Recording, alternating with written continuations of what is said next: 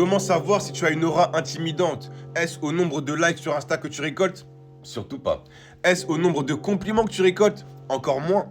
Tu sais que tu as une aura intimidante lorsque les gens voudront t'observer, voudront se rapprocher de toi, mais jusqu'à un certain point. Parce que quand les gens vont se rapprocher, ils vont se rendre compte que tu n'es pas qu'une apparence. Ils vont se rendre compte que tu n'es pas qu'une belle personne ou avec des beaux vêtements, que tu n'es pas juste quelqu'un qui se tient droit, quelqu'un qui a une apparente assurance. Tu n'es pas juste quelqu'un qui bluffe. Ils vont se rendre compte que tu as de la profondeur. Et à partir du moment où ils vont se rendre compte que tu as de la profondeur, ça va leur envoyer au fait que eux, ils n'ont peut-être pas travaillé leur propre profondeur comme toi tu as travaillé la tienne. Et ils vont se rendre compte que eux, ils ont peut-être travaillé l'espèce superficielle, seulement le visuel, l'apparence.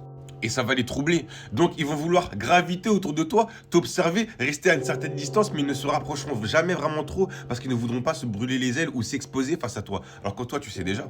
Et d'un autre côté, ils ne voudront jamais vraiment te perdre de vue. Jamais. Parce que ton aura les intrigue. Certains voudront peut-être te détruire, te jalouser, d'autres peut-être t'auront en admiration, d'autres te voudront simplement dans leur entourage parce qu'ils aiment ta vibration. Mais dans tous ces cas, la plupart du temps, ils voudront garder un œil sur toi. Parce qu'ils sentent que tu es différent et ils sentent que tu as une certaine complétude. Tu es complet, tu es composé de plein de couches qui font que tu as une certaine aura et que ce n'est pas juste une apparence.